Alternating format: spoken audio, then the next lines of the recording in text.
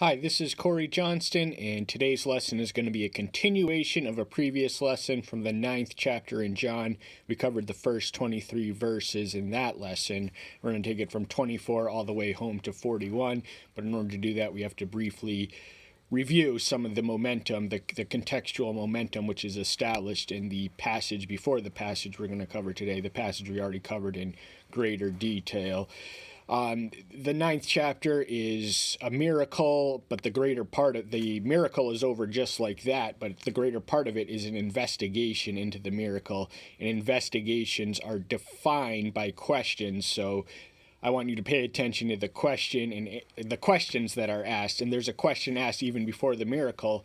They notice a man who had been, the disciples and the 12 and the master himself had noticed a man who had been blind from birth, and his disciples asked him, saying, "Rabbi, who sinned, this man or his parents, that he should be born blind?" Yahshua answered, "Neither this man nor his parents sinned, but that the works of Elohim might be made manifest in him."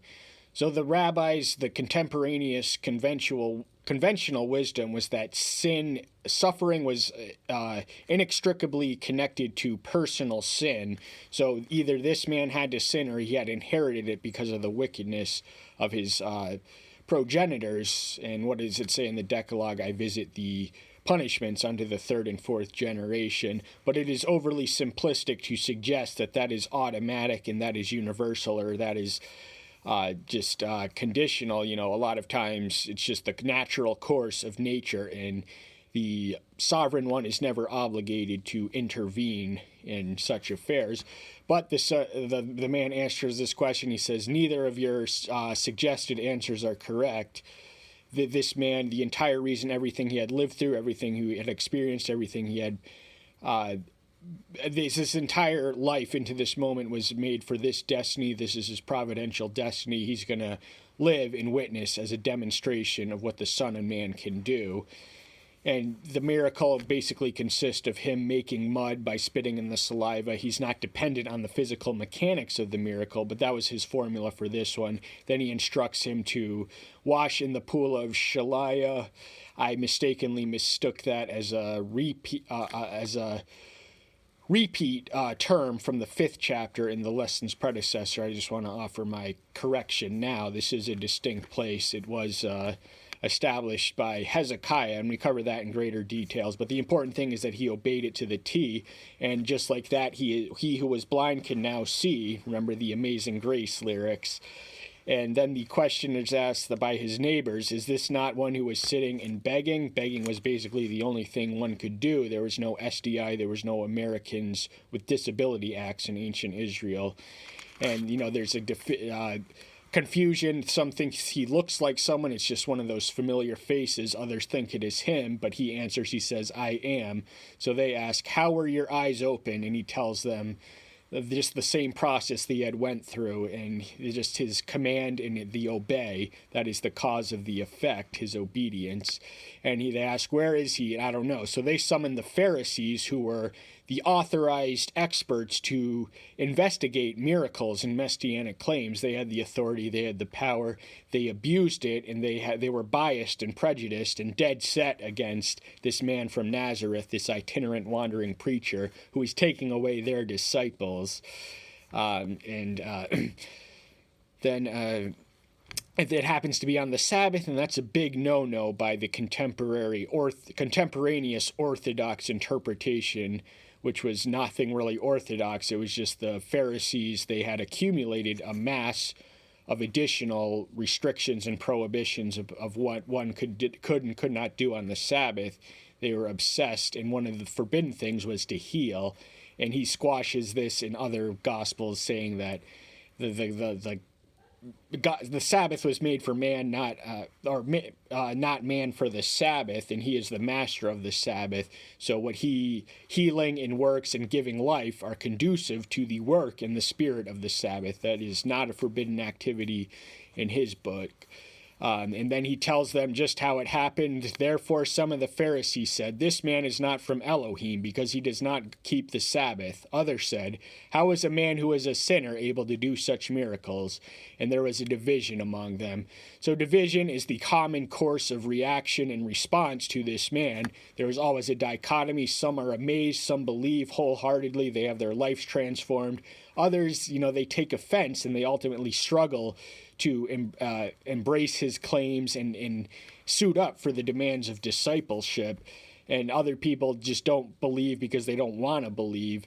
But the crowd is clearly in his corner. The Pharisees say one thing because he breaks the Sabbath, but that would have been a sin. But they ask, how can a man be a sinner and they probably didn't conceive him as a sinless one. By sinner, we mean someone who lives in sin, as opposed to one who periodically falls into sin. So they said to the blind one again, "What do you say about him, because he opened your eyes?" And he said, "He is a prophet." So he didn't have the full conception of his divinity or his messiahship. He just said he was a prophet. But the reason that the Jews were adamant against that is because they imposed the prohibition and restriction and grounds for excommunication. If anyone confessed that he was the Messiah, he should be put out of the synagogue. And so they ultimately approached this man's parents, and they say, he was born blind from birth. This wasn't a miracle. This was a miracle. This wasn't a facade hoisted upon them, an illusion or a fraud. But they say, ask him, because he is of age. So they're worried about their standing and their social connections in the synagogue. Now we're going to take it from the 24th verse lesson itself. So for the second time they called the man who was blind and said to him, "Give esteem to Elohim. We know this man is a sinner." So once more they summon him after they get an answer that they can't really work with from the parents. They return to him once again, the man who was blind but now can see. And what do they ask him? They ask him to honor and reverence and respect Elohim by acknowledging that the man who had given you a new lease on life was somehow a sinner, and that he was against the spirit of Elohim. So if they had really, they should have asked that question themselves, because he who esteems the Son esteems the Father. The Son is the fullest and most concrete expression of him. But they were so blinded by their own sin. He who dwells in darkness, they tend to fixate on others rather than, it's easy to say this is a sinner, but the only sin was he exposed their sinful nature and, just the hatred in their hearts. This man was completely innocent, completely blameless, perfect in his righteousness, and yet he was slandered all the same as a sinner by the ruling religious establishment who jealously guarded their powers, privileges, and prerogatives. Then he answered and said, "Whether he is a sinner, I do not know. I only know that I was blind. Now I see." So he states the basic case, just the fact of the miracle is all that he knows.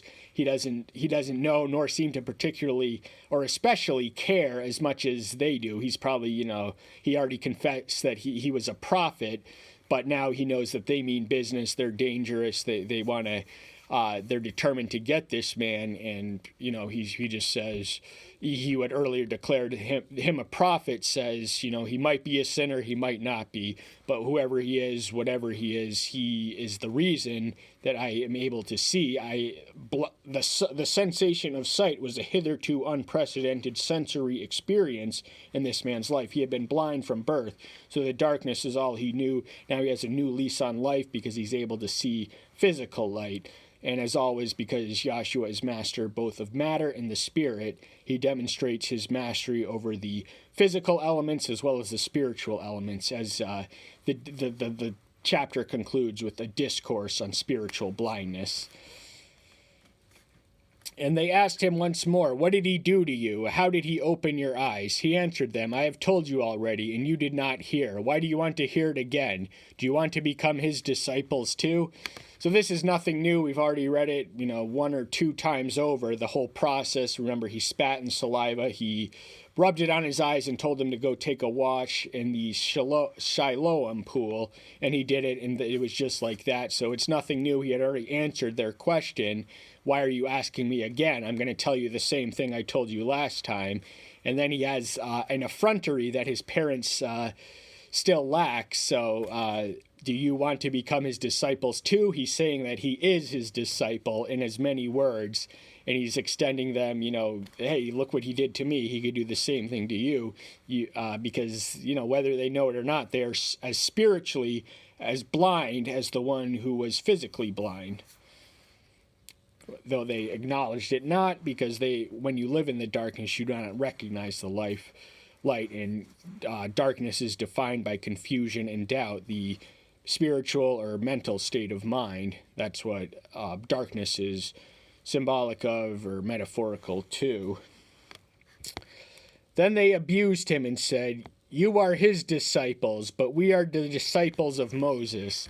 Whether this was physical abuse, we might reasonably infer, but it's ultimately speculation. What we do know is that they verbally abused him. They didn't say this, and it was a derogatory term, because they considered Moses the greatest exemplar of piety who had ever lived. They thought this man was a sinner. They looked back to Moses rather than looking at the one that Moses had pointed to in Deuteronomy 18:15. There will arise a prophet unto you, like unto me, do all that he says. So the entire Jewish religion was designed to anticipate and recognize the Messiah, yet he tragically went neglected by the majority of his own people.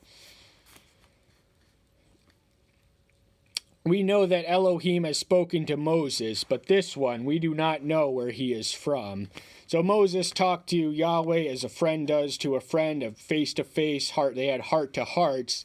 He establishes his prophetic preeminence, at least in the Old Testament, in the 12th chapter of Numbers, where he confronts the rebellious spirit of Aaron and Miriam, his siblings, and tells them that other men I speak through visions, dreams, and prophecies, but Moses I speak eye to eye, man to man, friend to friend, face to face. But, as far as they knew, they did not know that he was the divinity in the incarnate physical form in the flesh, pitching his tent among men, as John writes in the 14th verse of the first chapter.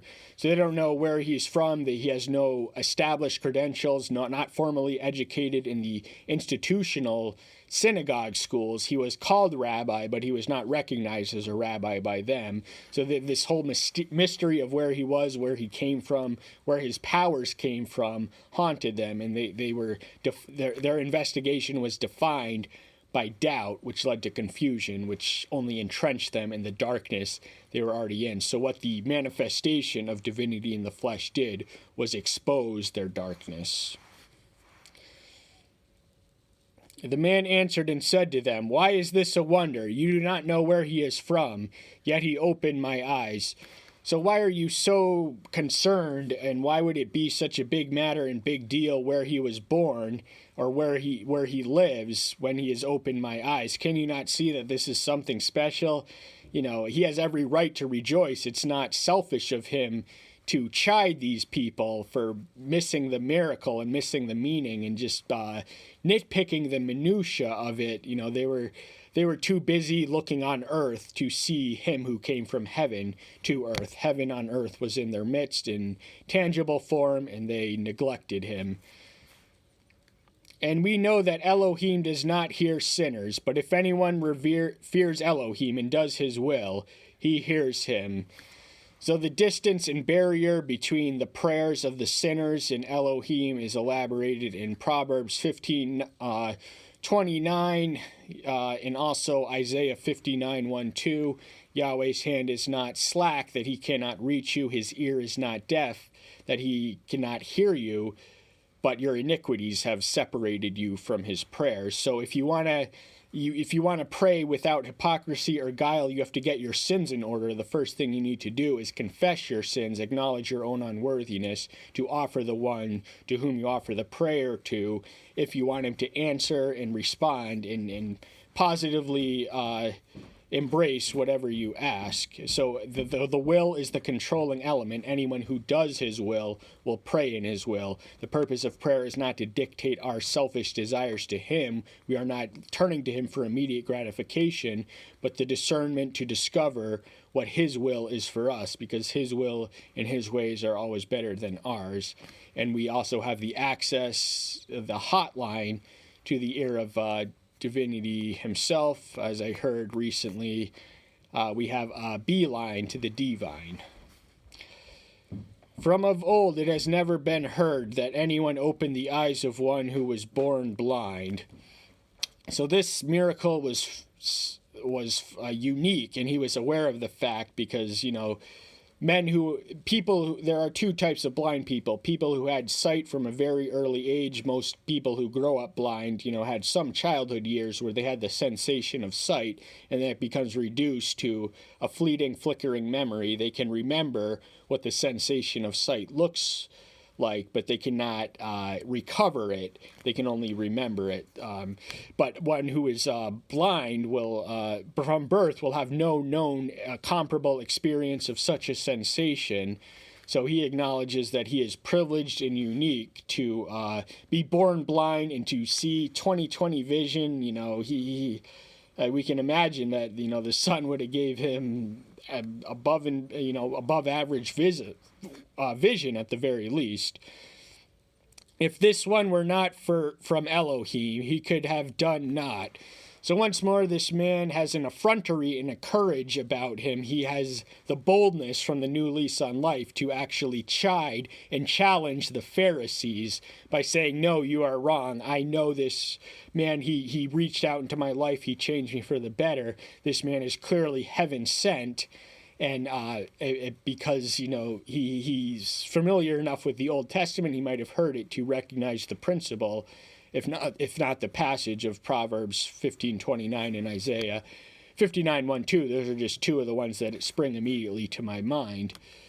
But so that he's saying that by the proof of his power, this was something only a divine entity could do, and by that proof, he was not a sinner. He was a sinless one, in fact, though he may not have known that completely. They answered and said to him, you were completely born in sins, and you are teaching us. And they cast him out. So he paid the price for his witness and his confession and his testimony with the price of excommunication from the synagogue, because he gave them the answer they did not want to hear, the forbidden answer. So, and of course, they slander him, answering the first of the suggested answers of the disciples' prayer, or a question in the second verse, that he was born, he was, he had this suffering because he was a sinner. There was no, in their archaic black and white prism of simplistic theology, suffering was always the consequence of sin. So you got what you deserved. So if you were born sins, that means you sinned in your mother's womb, which is not, sin is not possible until one reaches the age of accountability, which is at minimum 8. But, they thought he sinned in his womb. He was just a sinful person. Then when there was no one to lie to, no one to lust after, no one to lie, cheat, steal, kill, or even an awareness of any of the divine elements, you don't have a mind of your own.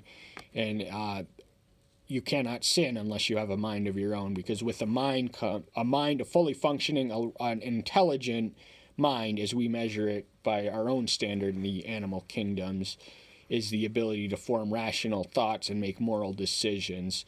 So an embryo or an infant cannot be held liable for those, neither can a child. Yeshua heard that they had cast him out, and when he found him, he said to him, do you believe in the Son of Elohim?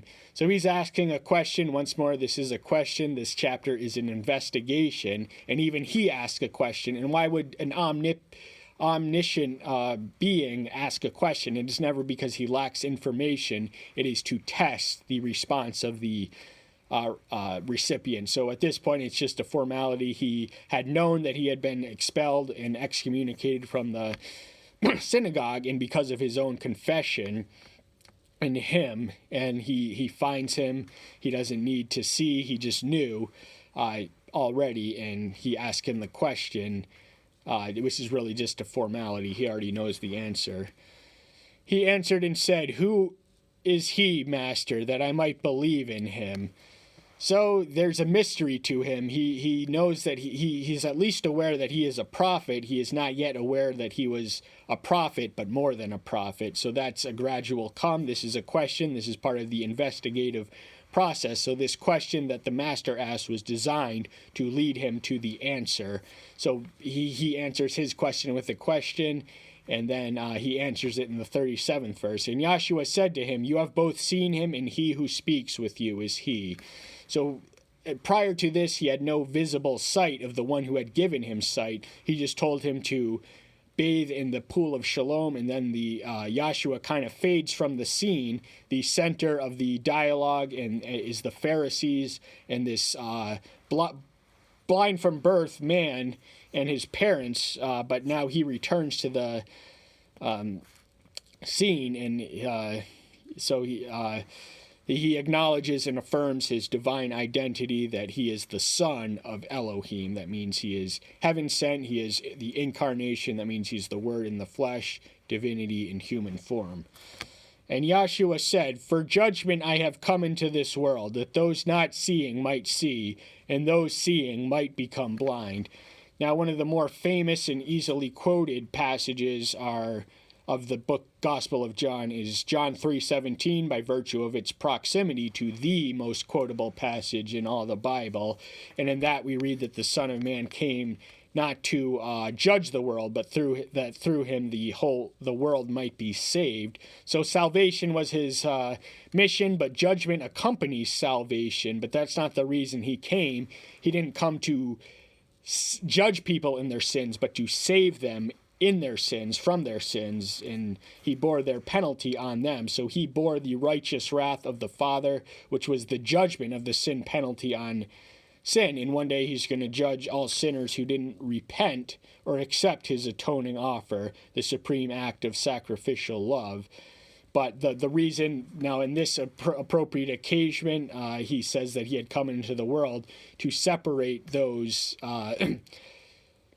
the ones with spiritual and eyesight. So those not seeing might see, that was physical, and those seeing might become blind. So the Pharisees didn't lose their power of sight, their eyesight, their visual receptors and capacities. He is speaking of spiritual blindness, and he exposes it because he is the light. He is the master of both the matter and the spirit, and as such his dominion and supremacy spreads across each one. So he speaks with expertise and authority and supremacy on both worlds.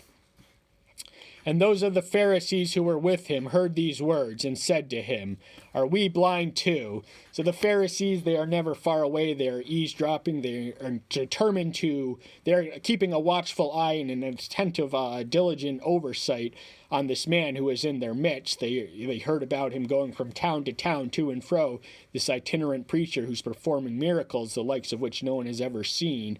But there's also the division of unbelief about him. And, they say that they take it personal, and he answers in as many words. He explains, he says yes, but he explains why. So his affirmation of the negative answer of the question is not without an explanation. Read that in the 41st and final verse of this chapter. Yahshua said to them, "If you were blind, you would have no sin. But now you say, 'We see,' therefore your sin remains."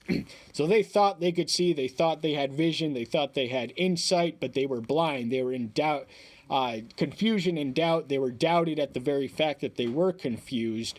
So they did not understand that. They understood that it was spiritual blindness he was speaking of.